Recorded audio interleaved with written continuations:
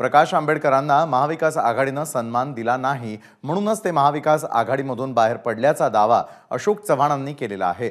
भोकर मतदारसंघामधील कार्यक्रमादरम्यान त्यांनी हे वक्तव्य केलं आणि यावेळी बोलत असताना त्यांनी मराठा आरक्षणाच्या मुद्द्यावर मनोज जरांगेंच्या आंदोलनालाही पाठिंबा दिलाय। साहेब, महाविकास आघाडीमध्ये काँग्रेस सोबत वंचित आघाडी होती, आज वंचित आघाडी देखील बाहेर पडलेली आहे। काय कारण काय वाटत? बाळासाहेबांना महाविकास आघाडीने योग्य तो सन्मान दिलेला नाहीये आणि त्यामुळे बाळासाहेब तिथून बाहेर पडले असावेत असं माझं मत आहे। असे मराठा आरक्षणाला पहिल्यापासूनच आम्ही लोकांनी पाठिंबा दिलेला आहे। हा प्रश्न मार्गी लागला पाहिजे। जे सारखं हा विषय दुमसत चाललाय किंबहुना यातून समाजामध्ये विश्वास निर्माण करणे महत्त्वाचं आहे की हा प्रश्न आपण काही सोडलेला नाहीये।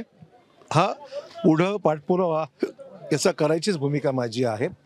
मी ज्यावेळेस त्यांना भेटलो त्यावेळेस त्यांना ते सांगितलं होतं, म्हटलं तुम्ही जे विषय शासनस्तरावर तुम्ही उपस्थित केलेले आहेत त्या प्रश्नाचा पाठपुरावा करण्यासाठी मी कधीही तयार आहे, हीच माझी भूमिका आहे। एबीपी माझा, उघडा डोळे बघा नीट।